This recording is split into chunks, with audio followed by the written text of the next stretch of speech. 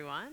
Welcome. Thanks for joining us here at the Corning Museum of Glass and online. Thank you for joining us as well. We are live streaming right here at the museum, and we have our special guest visiting artist, Eve George, and she has been here all week. She is now going to work on a few, well, actually about maybe 5 or 6 different pieces to go together as one piece. She has a lot of amazing work. She has a design background and is also a glassmaker, but is here to utilize our amazing team of Jeff Mack and Catherine Ayers. And Eve wanted to say a little bit about her work. Are you ready for that, Eve? So I'll throw it over to Eve, and then I'll take it back over. Is this working? Yeah. So hi, I'm Eve George. So yeah, as Katie said, I'm a designer slash glass blower. I'm more of a designer today in the hot shop. So I'm having this residency for the full week. It's a partnership between Wanted Design and Villa Albertine, which is the French embassy for cultural exchanges. And the whole point of this week was to work on samples and prototype for my upcoming collection. I work around collections of collectible design pieces, mainly lighting fixtures actually, but for this one I really wanted to focus on tableware. So the overall visual theme was about water, the ocean, and the relationship that we have between the ocean and the city. During my residency, my 2-month residency, I'm based in New York City, Brooklyn, in Industry City, so right next to the ocean. And so I wanted really to translate into glass that, like, this impression that I got from the landscape surrounding me. The French name for the collection is Brume, which means mist, misty, a little bit. And what we're currently making is a pile of plates. So I really wanted the collection to spark new rituals when you're at the table. So this piece I thought about was, you know, when you're having a family dinner and somebody brings the pile of dessert plates to the table because it's dessert time. And so we're building a pile of plates, and each layer is going to compose a part of a sea landscape. So we're starting with the bottom of the sea right here, so it's going to be the most dense and opaque one, and gradually we're going to go up towards like a very watery effect, then sea foam, then a little bit of mist over it, then the sky, and then the clouds. So that's the goal for today. And back to you, Katie. Awesome. Thanks, Eve. Well, that's really an inspiring thing that she's been working on here. Everything that she has to do with has a little bit of the look of water or the impression of water, and a lot of it will be showcased here with this piece. So this is piece 1 of, we have 6 written down. We'll see how many we can get done in the hour that we have with you all today. I'm Katie. I will narrate this process. I'll be walking you through it. I'll help out a little bit as we go. If there are any questions in-house here, please let me know. Wave your hand, raise your hand, and I'll get back to you. And then any online as well, please put those in the chat, and we'll be happy to answer them from you. So we have also our great team here on AV. Oh wait, let's get this punty connection. Let's talk about that. So we're gonna just break this piece off. It's finished. So we wanted to start a little bit early to kind of get ahead of this 6 plates. And then, so we're gonna put this into our oven here in just a moment.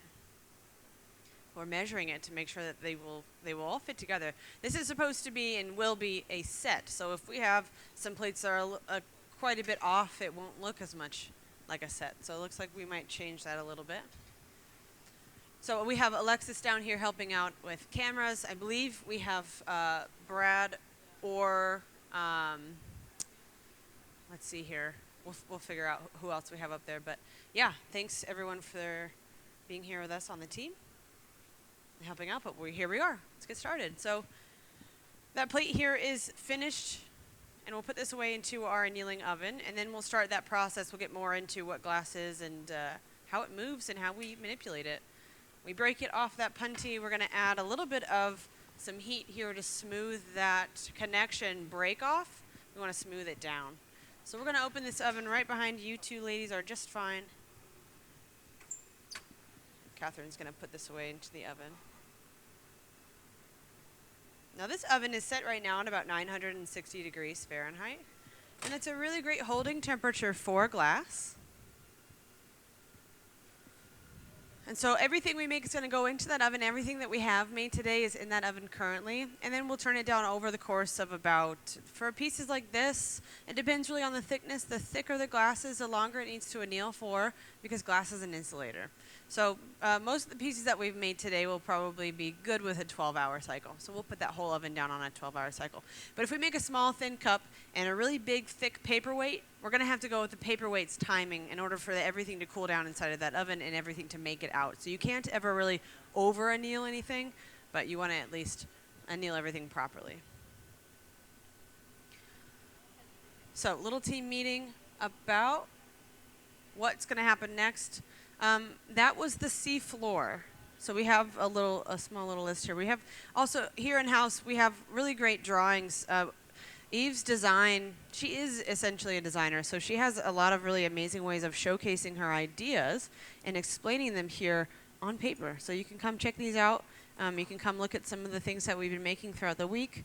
You really get a kind of good sense of all of these water-esque type of vessels that she's making in pieces.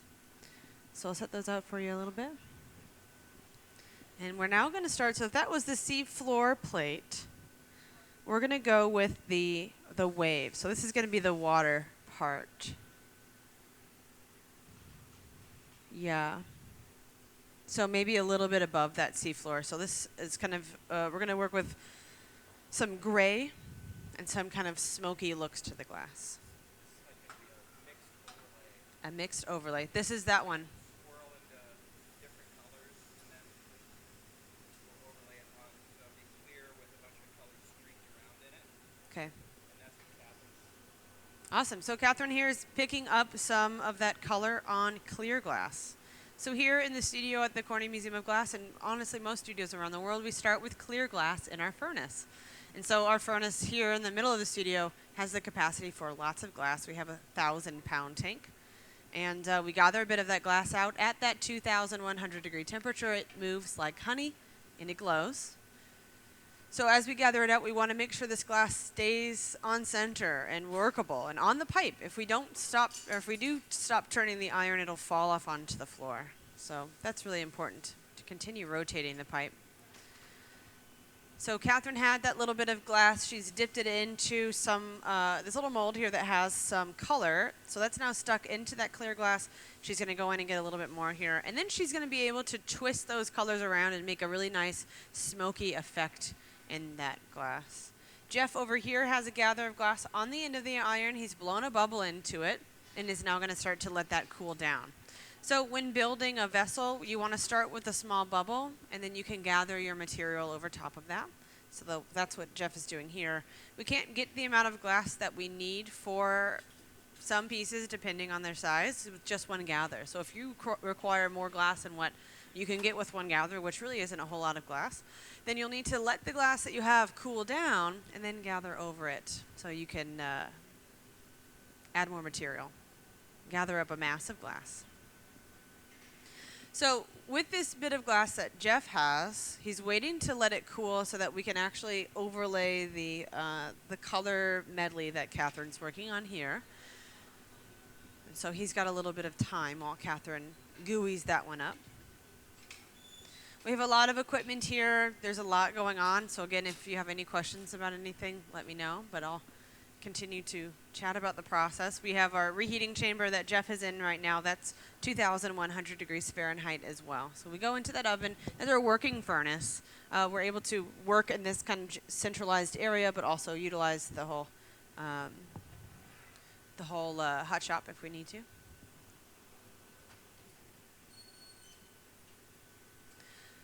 Catherine is over here is at another reheating chamber, also the same temperature. She'll heat all of those little bits of color into that glass. She's starting to twist it up already, so that'll start kind of a linear pattern, and then she'll continue on with that. So we start with clear glass in our furnace. We can then add glass color.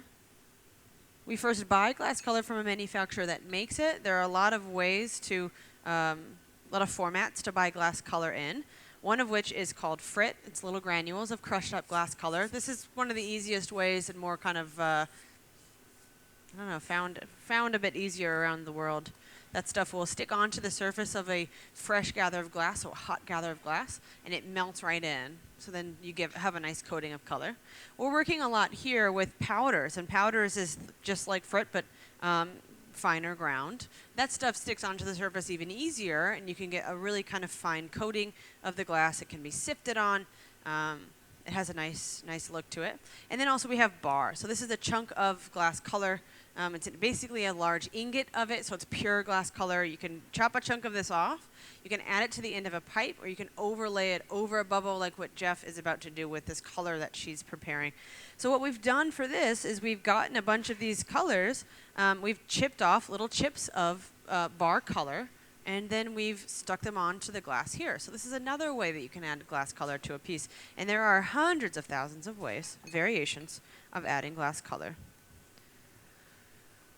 So giving that a nice twist, little communication. Catherine said we're almost ready to bring it over.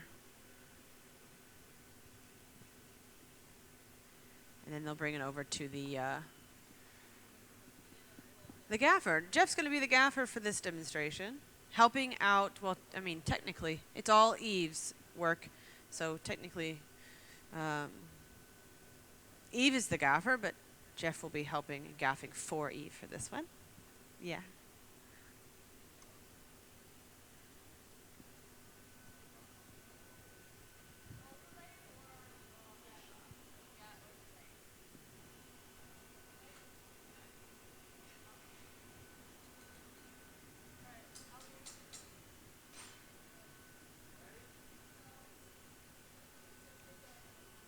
Now the glass has to be hot when it's applied. We want that stuff to be melty. We want to pull it all the way over that bubble, get a really nice even coating of a really uneven coating of color, which is great. This is going to, really give off that essence of water.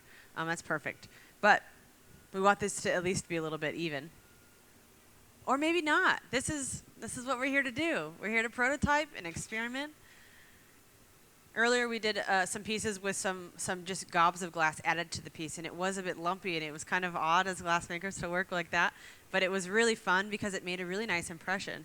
Yeah, this is the sample of that. So we have little gobs of glass that were added to the piece, and then this was smooth, so the walls are smooth, but you can kind of see where the color is bent in because of those little blobs being added to the side. So really, really fun process. All right, so Catherine's going to get this nice and warm inside that really hot oven.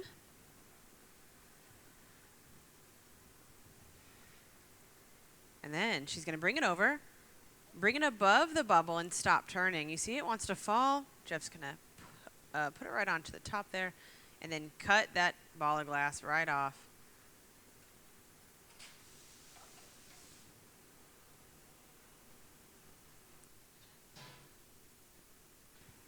All right, now we'll smooth it down. And that will be our overlay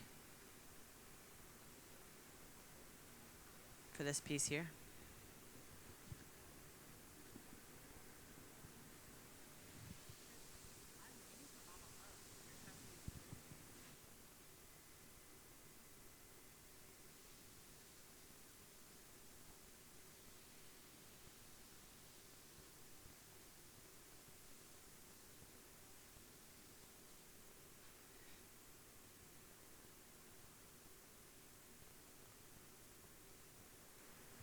Pushing it against that marble, you can really peel the layer back over the bubble.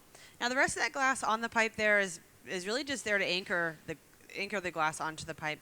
We don't need to pull the color over to it. So we'll leave it on just the bubble side. And we'll start to smooth it down a bit.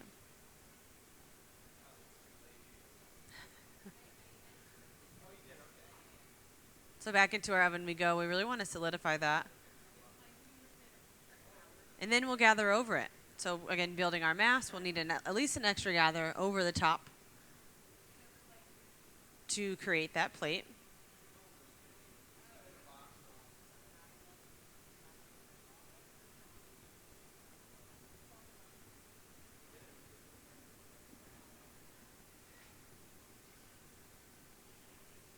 This table here is called a marver.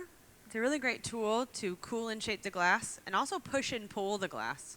So you can see right where Jeff is rolling it, the glass is a little bit colder than the tip of the bubble there. Then he'll go to the tip and start to smooth that down and cool that down as well. So it's meant to cool that glass.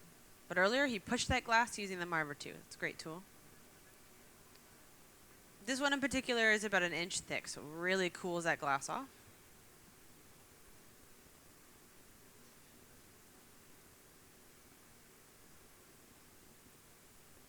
And the color already looks great.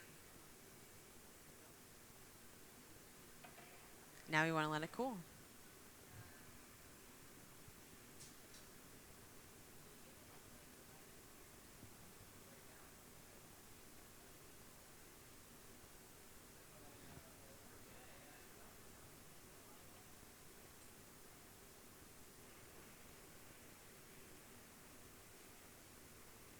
So Eve is here with Wanted Design. It's a residency that involves a lot of different steps, and one of which we're lucky enough to host her here.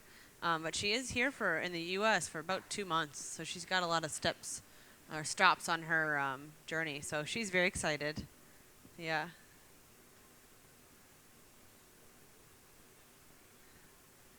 I know they're using a torch to start to try to pull some of those metals out, it seems. The glass color is made with metal oxides. So if you want a light blue, you'll use copper. If you want a dark blue, cobalt, and that's where the term cobalt blue comes from. If you want to use a green, you would use iron. That would turn the glass green. Iron also makes it brown. And so a lot of the colors we're using involve silver. When we take away the oxygen in that glass color and that glass in general, the metals in the material will come to the forefront. They'll come to the surface, and then it'll look shiny. So we're kind of shinifying the glass. And then we gathered over it. So this is our second layer of glass over that. And you can really see the layers of color involved in it now. Now, of course, it looks yellow and orange, but you know that we added some blues. Well, you do now. We had some blues and some greens in there. So as the glass starts to get a little bit colder, you'll see a little bit more of the color that we intended to be there. And then you really won't see the true color until tomorrow when it's down to room temperature.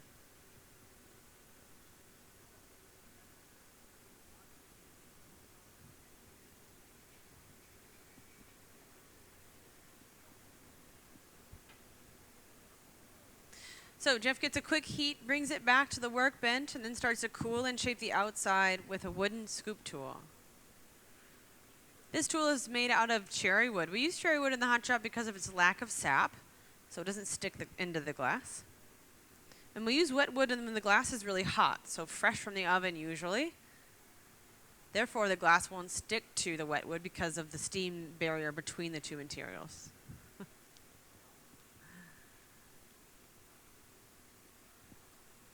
That same thing goes for that tool that Jeff had in his hand a moment ago, the newspaper.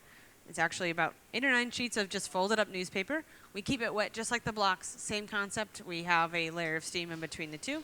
There's also a bit of a carbon layer built up, and that helps quite a bit too.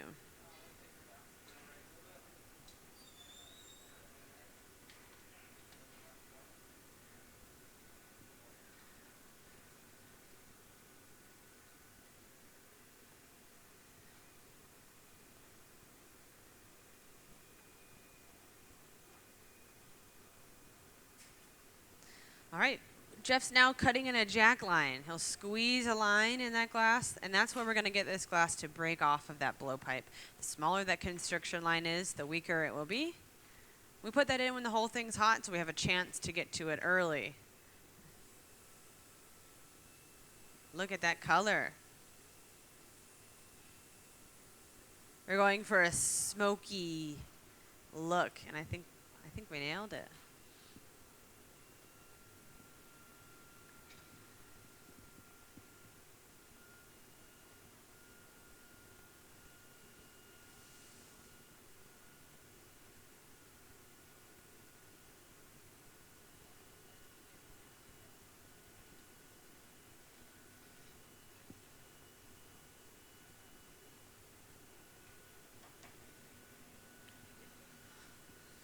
So reiterating that neckline, if we blow into the pipe, it expands the glass. It's glass blowing.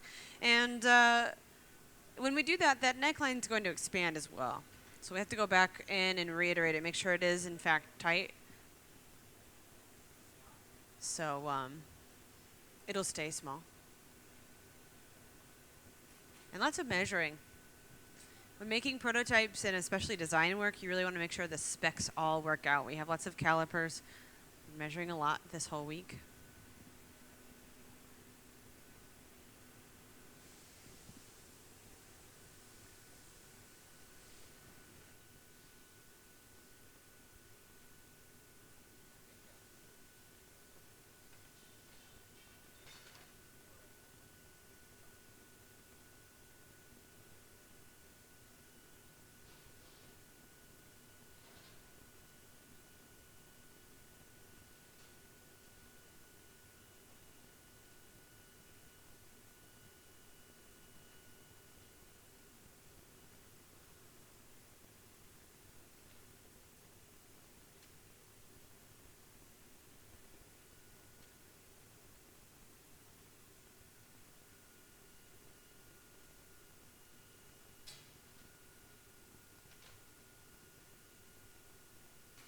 All right, so we flattened that bottom.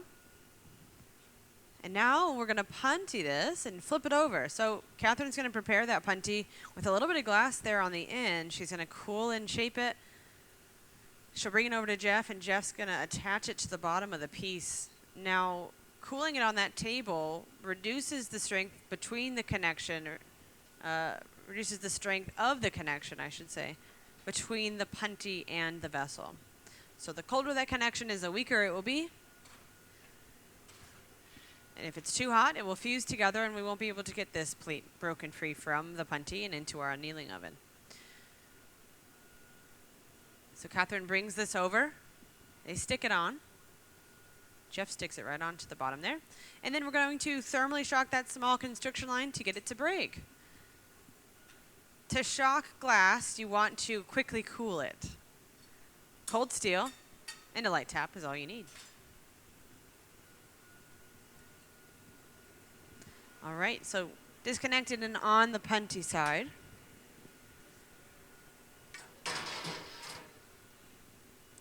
We're now going to start to work on just that top half.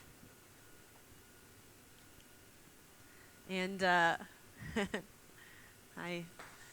So we're going to work on just that top half and start to open it up. The rest of it we're going to keep on that colder side so it's not moving around. Now, if the glass does get too cold, it'll start to crack and it will break. We work glass anywhere from really about 1,000 degrees and, 2,100 degrees Fahrenheit. You can work it higher, but here, about that temperature. If it gets much below 900 degrees, it could crack and break at any moment. That's when it becomes a bit vulnerable to thermal shock, which is rapid temperature difference. So it could be heating it too quickly or cooling it too quickly. Sure. Okay.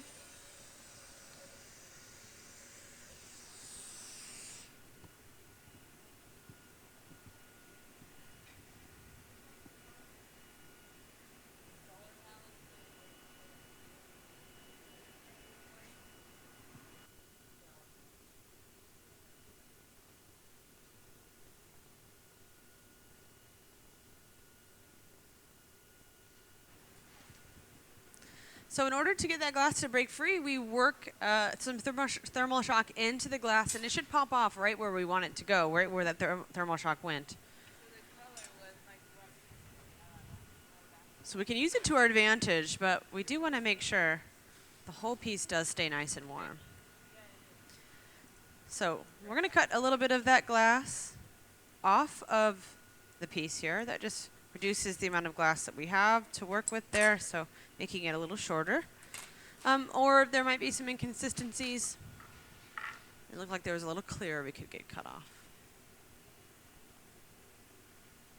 While working with a material, we rely on it to set up, to stop moving in areas so we can work on other areas, especially at this step of the shaping process. So while inside this oven, Jeff's really only heating that top half.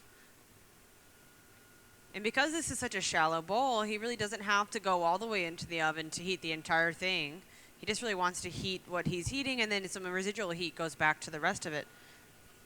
But if this piece was taller, you would see Jeff heating the lip of the piece and then heating the entire thing and coming back out and heating the lip of it, going back in and back out, depending on the size. But this is smaller, so.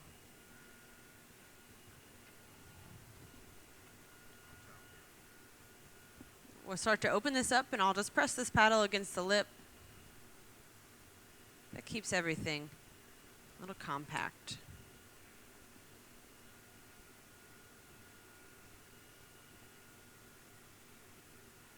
So this is a dry wooden board. So at this temperature, we don't really, the glass doesn't really stick on to the wood, so it does not need to be wet. And that carbon layer is a nice kind of slippery layer for the glass.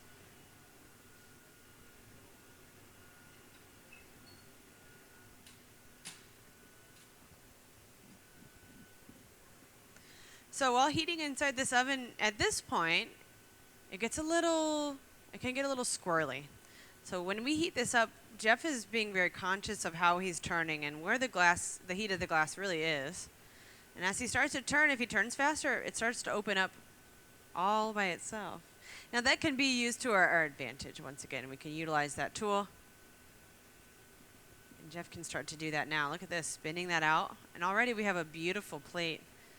But we want to make sure that this is to spec, and we want to make sure that everything looks a bit even.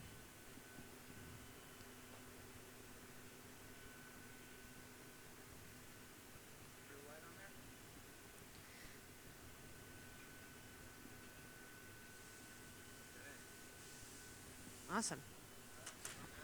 All right, so there is plate number 2 in the stack. So that'll be towards the bottom. The first one we made is the bottom one. This is the second one up.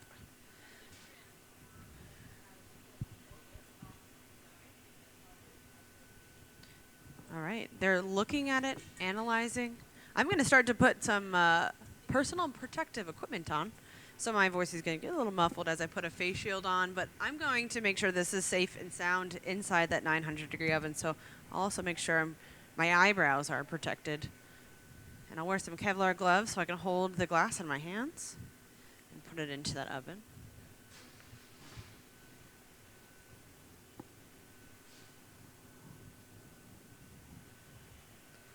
Jeff takes another reheat to make sure everything is hot enough. And then we're going to break this off with a drop or two of water on that punty connection. Let's check the measurement. Yeah. Maybe we'll check the measurement first. You can see a little bit of that color coming through. I can see the blue. The blue looks a little like a light gray. There's a little light gray in there too, and there's some dark gray. So I think we did a good job. Eve brought a lot of samples and brought a lot of examples. And it's been really nice to kind of be able to see that. So a drop or two of water and a light tap breaks it free. We're going to fire polish that remaining kind of sharper glass there, and then away into the oven it will go.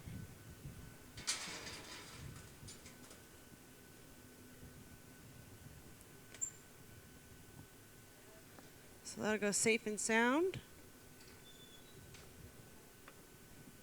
Awesome. We'll see that one tomorrow.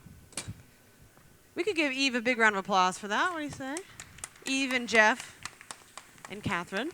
And we're going to continue. So we've got plate number 3 coming up. Now this one is a metallic blue. So this will be more of the water itself. So the deep sea water. And then after that we've got the foam. So like the sea foam on top. And we've already done a few trials of that one, so I'm excited about that one as well. And then after that one is the alabaster gradient. So that's kind of like the beginning of the horizon sky. And then the last one, the sixth one, is clouds. So a white color, yeah. Yeah, okay, that's we're doing now. Awesome. Cool. So we have an example of this metallic blue really is quite the showcase because it does do so many different things. So we're gonna have a piece looking like this. Now, when you do, there's a lot of reasons why metallic blue does what it does.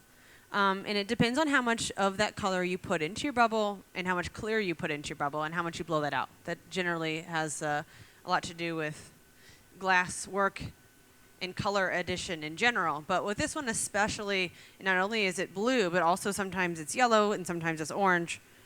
So it's a really amazing color. And that is dependent on all those factors. So in the notes, Eve wrote uneven metallic blue.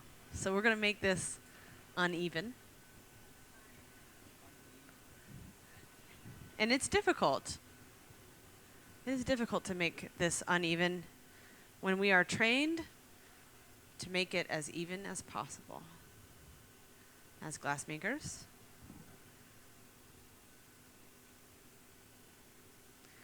So this should be fun.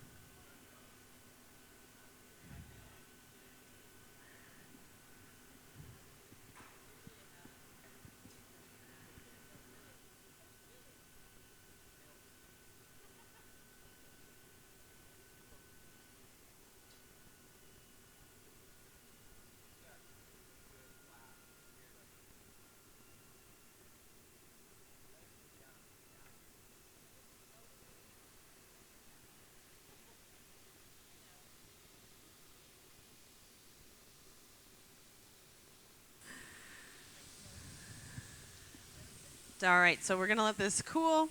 You see, we blew that bubble out a little bit out into that clear glass, so we know that's happy and healthy. Also even. Even though the color is supposed to be the uneven part, not the glass itself, I think. So. And now we're going to go into our oven for a second gather. So inside of our oven, we have a really big bowl. It's called a crucible. It's made out of a ceramic material that can withstand that temperature and hold molten glass in it for 8 years. This one has been on for 8 years. And we go in, we gather some glass out. Thanks for running the animation. Perfect. That's what we do. We gather that glass out. It spools around the end. It's nice and even. And if it's not, we go back to the workbench and we even it. But Jeff's gather was really even. He went to the pipe cooler for a brief moment while we had that animation on, which is good timing. It was great. And the pipe cooler will help cool down the pipe a little bit. The pipes do get hot. They get hot about a foot away or so from where the glass is located. As glassmakers, we're trained to not put our hands in that area. If we need to, for leverage sake, for working with really big glass, we still don't really put our hands very close, but we can cool the pipe off briefly. Now our tank is down a little bit low today, so we're able to just cool the pipe off after we gather, because we do go down a little deeper. So now we're back. Jeff sits back down to the workbench. You see him using the wooden scoop tool. You see him using the newspaper. Glass is repetitive. We do the same things. Most pieces start out exactly the same. You get a gather, you blow a bubble, you get another gather, you cool it, you shape it. And now this can become really anything.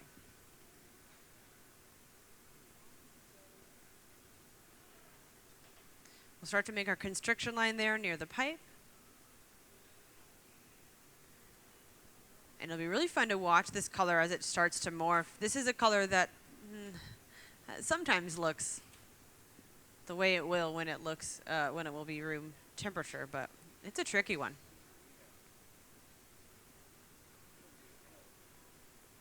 This is a color with lots of metals involved with it. Hence the name metallic blue.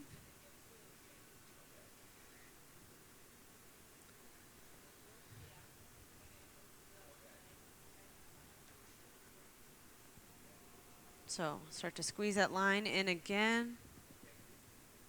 And then Catherine's going to blow into the back of the pipe, expanding that bubble. Jeff cools the bottom of that with the newspaper, and then a measure. Always keeping in mind the size. To make glass identical, you really want to use calipers. You want to have lots of practice making the piece identical. If you aren't able to, usually a mold is helpful to do that. Most of the glass in our world is machine made, and it's done by a factory. And the factory, the machines will blow the glass into molds. So that's how all of our pickle jars look the same, and our Coca-Cola bottles, things like that, look the same. As a glassmaker, there's always little tiny variances, but it is absolutely doable to make things look the same. And a lot of that comes with experience.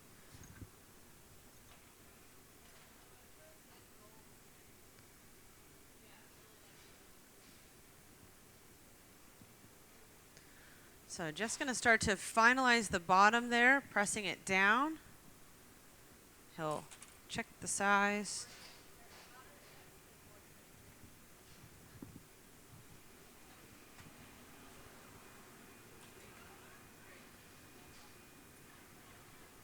Hello, welcome. And now we're going to add the puntee. So again, Catherine's gathered a little bit of glass on the end of this iron, is cooling it, shaping it. And I'll stick this onto the bottom.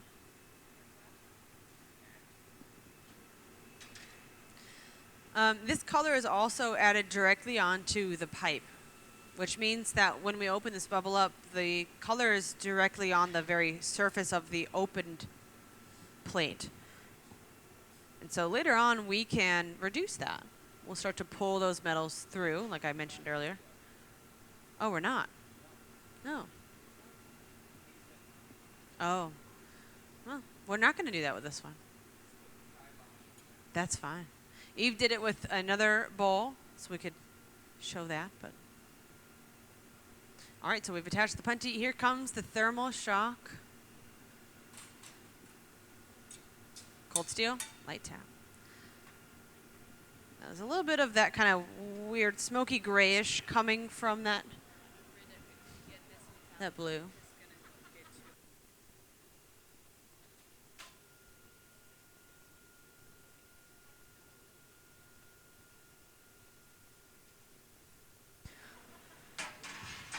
Yeah, so we want this to be blue. If we reduce it, the metals will change it into a different color. It'll look silver, which is what's in that glass color.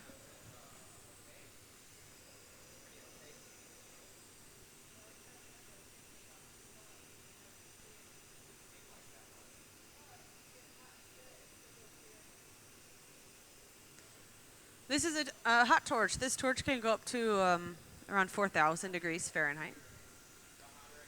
And we can use it in the hot shop to superheat sections of the glass. And those sections will move faster than others, so we spot heat with that.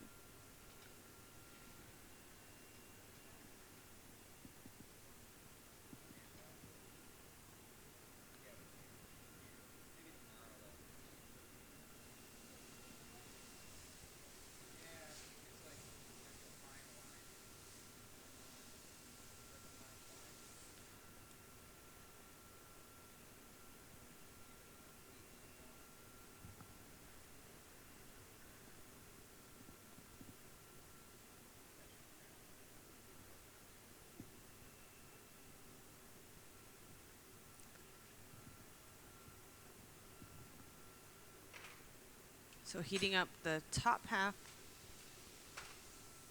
I can see the inconsistencies in the color. It looks nice. You can really see that heat nicely. So the more it glows, that's where all that temperature is. He'll use a pair of shears once again, cutting that extra glass off. It also helps to even up the trim or the lip of the vessel. You can kind of see the shape of the shears in that shot there. Those shears are called duckbill shears. So the tips of them kind of flare outward, and that helps the glassmaker stay in the cut while they're cutting the glass. So other shears, think of our maybe garden shears or kitchen shears, they end. Those kind of seem to not end, and that helps you stay in the cut as a glassmaker. Utilize your time wisely. Cut quickly.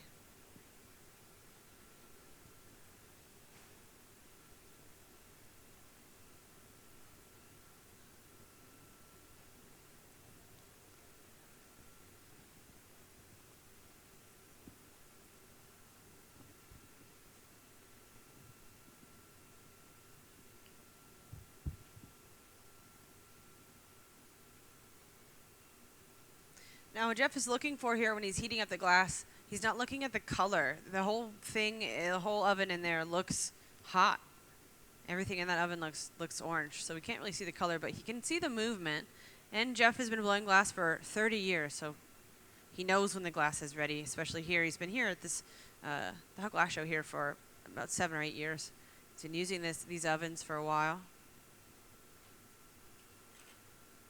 So he's used to this type of heat. He's used to knowing this furnace in the hot shop and knowing when the glass is ready.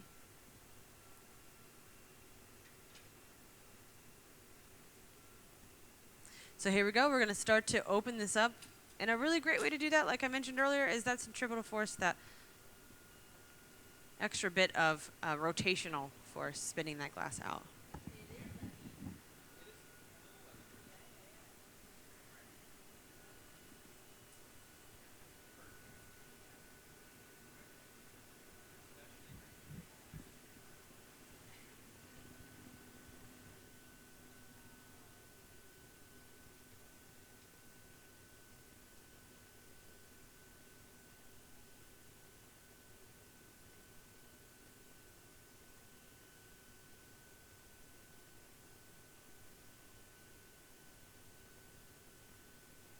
So spun out nicely. They'll now start to even that up a little bit. And Catherine's going to put on the gloves and shield there, because she was the one starting this one last time, so I got to jump in.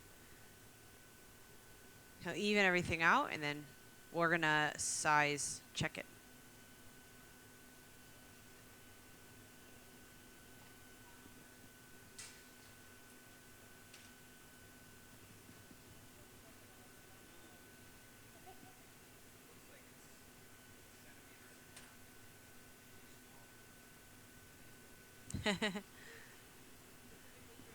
Looks good.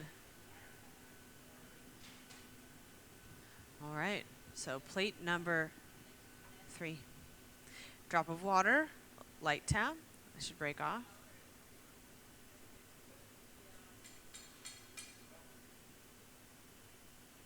You can see that blue, that milky kind of blue coming through. A little bit of green also. It really is an odd color. And away we go.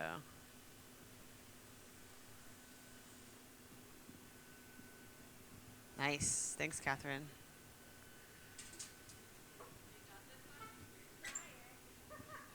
So we'll open that up, put the plate into it, close it back down. Very nice. All right.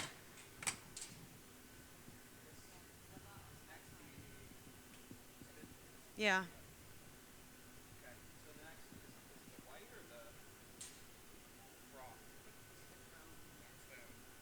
So now we're doing the foamy one. Then, right? Yeah, how big do you want it? Yeah. So I would do it on a 3/4. Okay. Yeah. All right. 3/4. And you want us to spiral. Is it a wrap? Okay. Yeah. Okay. It's a wrap. All right. It's a wrap. We get the bubbles together. Okay. Yeah.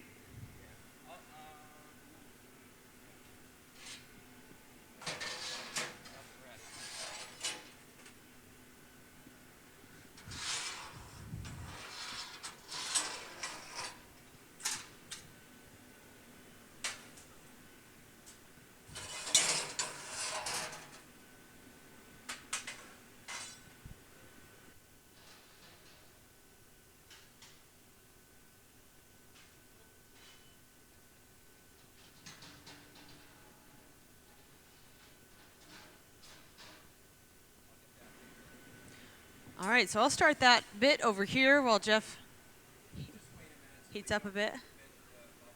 Okay.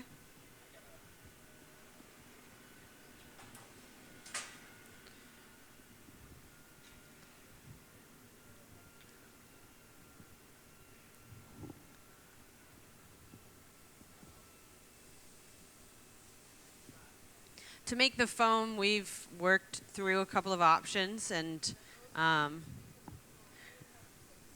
we've decided on adding a bit of glass to the bubble, and the bit's going to be extremely bubbly.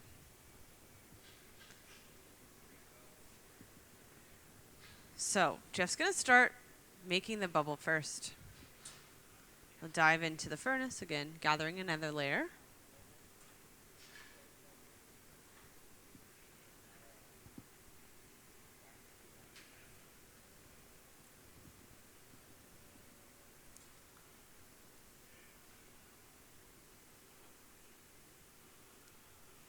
Just doing a gather and a half or a double dip into the furnace. Do you want me to, do you want the bit on the very outside layer, or do you want to put that inside? On the very outside. Okay.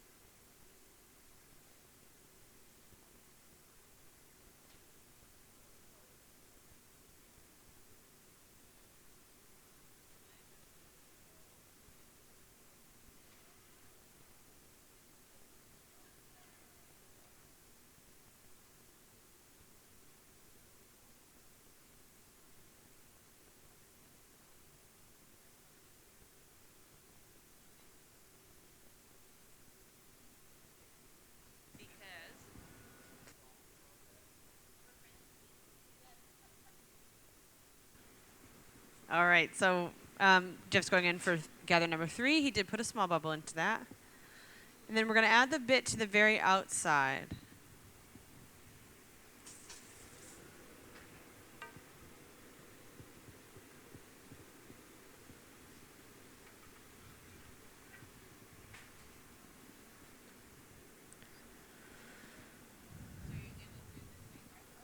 Yeah, so I have this bit of glass, I'm gonna drip it onto the floor and then spin it around really fast. And that creates a lot of air.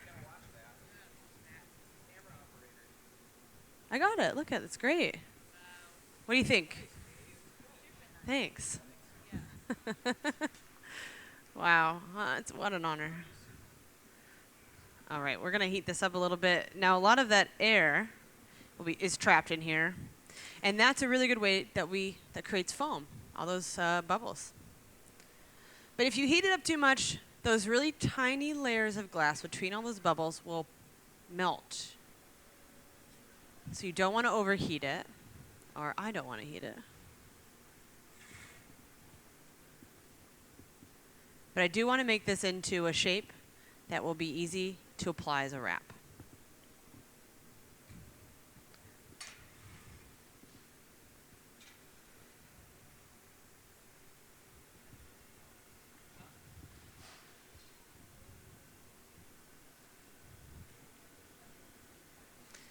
So Jeff's going to get that bubble prepared, and when this is in a nice wrapping form, I'll bring it over.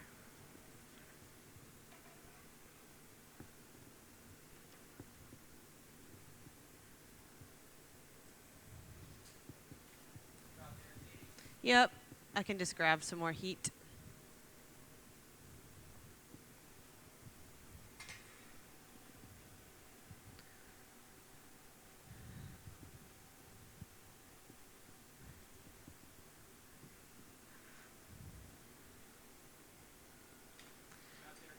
Almost there.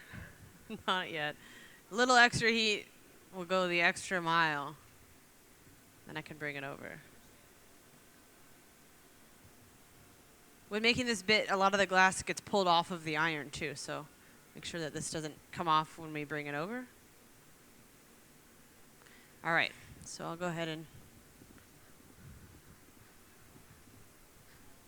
A little nervous about that heat, actually.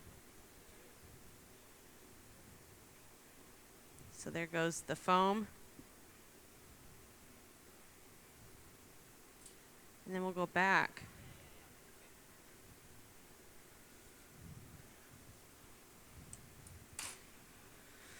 All right.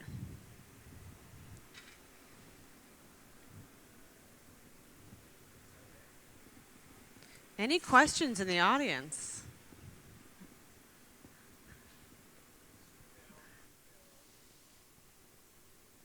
Any questions online? All right. So we'll really start to melt the wrap in a bit. We don't really want the physical texture to be there. We do want the bubbles. You know so well. Oh, Amanda, you have a question? Sure.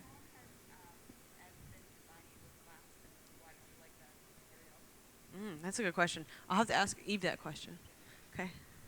Eve, I have a question for you. How long have you been designing with glass, and why glass? No, you don't have to. So I started to work with glass in 20. We're going to give you a mic now, I guess. Okay, you started to say that again. So I started to work with glass in 2012. It was the same year I met my associate, Laurent. Back then I was just a designer.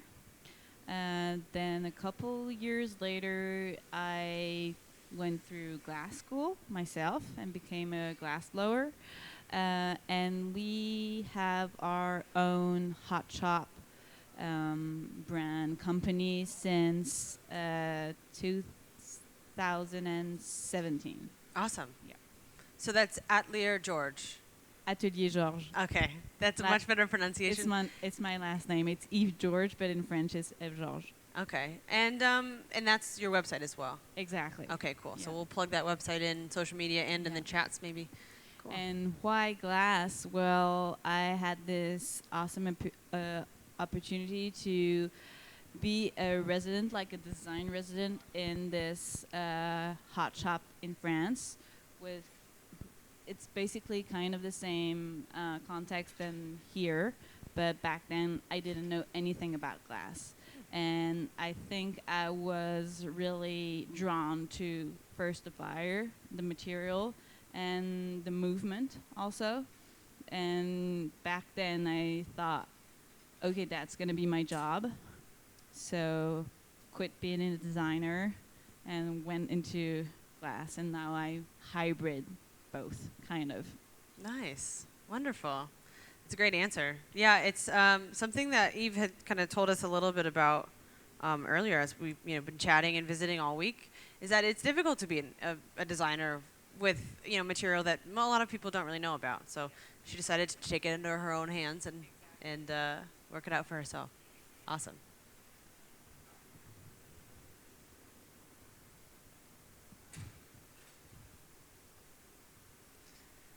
So you can really see the foamy bits in this, those bubbles really coming through.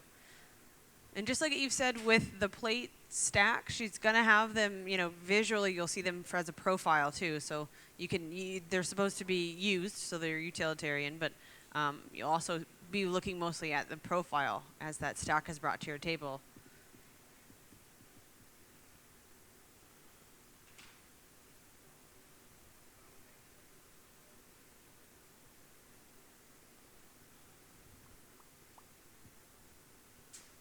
So there's no color in this. We used clear glass for the foam. Good thing I asked. I did not ask, but assumed. But it worked out. So we've got that there. That constriction line is there now, and then focusing more on the shape.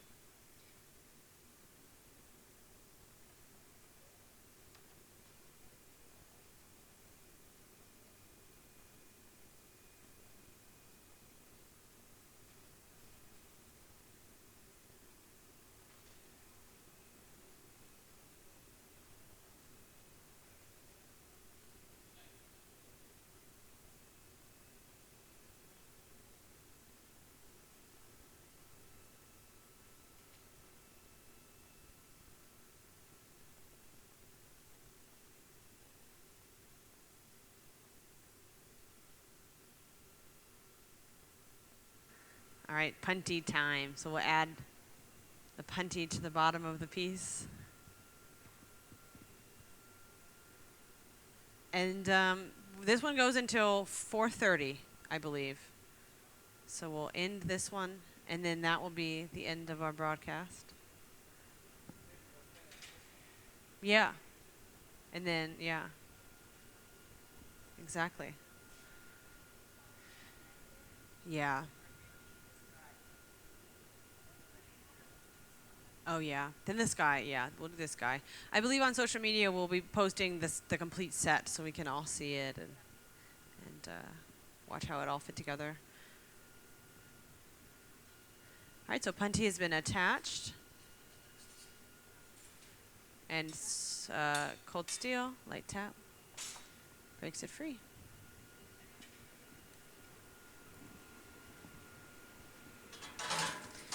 So yeah, 4:30, but we'll finish this one, so it will dip a little bit into a little past 4:30.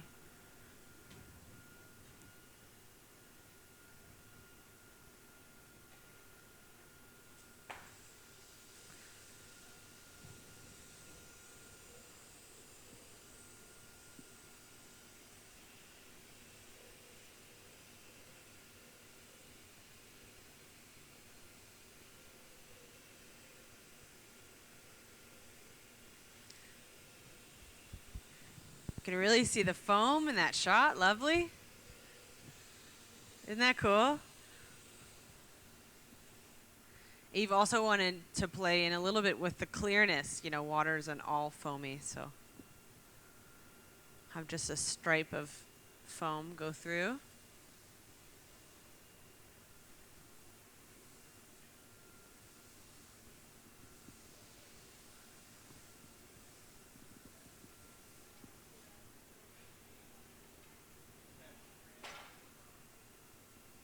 I'm just going to use the jacks to open this up. It's an important glassmaking tool. All the tools that we use, very important. Yeah. And the jacks are really kind of the first thing that you use, and the one that you use the most.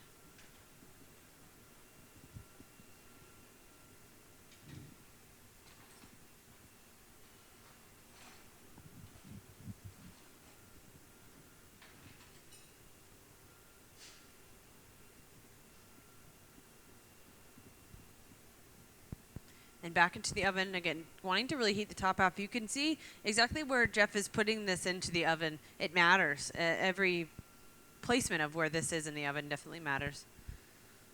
So inside of that oven a little bit further, and we're able to heat that punty up, make sure it does stay a little hotter. You see he does go in for just a moment, and then he'll heat mostly just the top half. When the piece gets larger, he opens a door. So we have a few sets of doors on these reheating chambers here. Start to open this up a little bit more. The hotter the glass is, the more it wants to move. So with lots of heat, he can start to pull this open. He's using a pair of graphite jacks. We've been using these quite a bit with Eve. They're new to us, and those really fine jack blades have proven to be really fun and easy to use.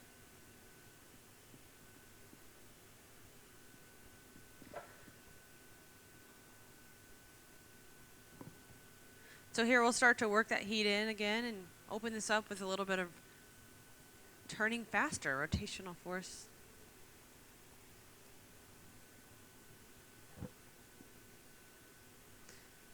Jeff is working the heat into it, turning slowly, and you see the glass starting to buckle, get a little wavy. And if he wants to spin it out, it'll open into a plate. You can see that pattern, and it literally looks like a wave.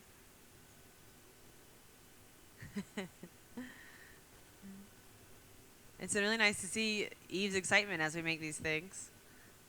It's so much fun.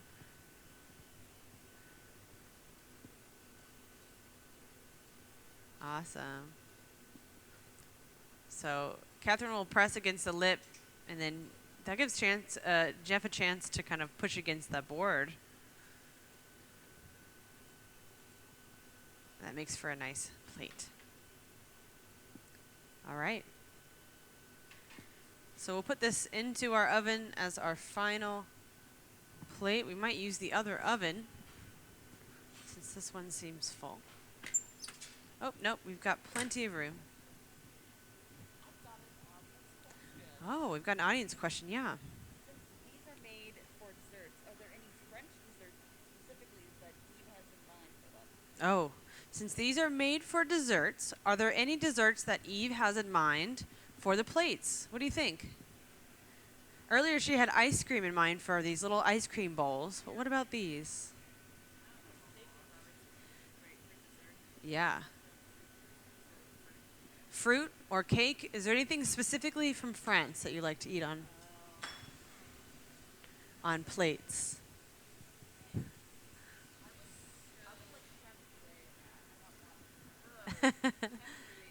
Creme brulee, that's a good option.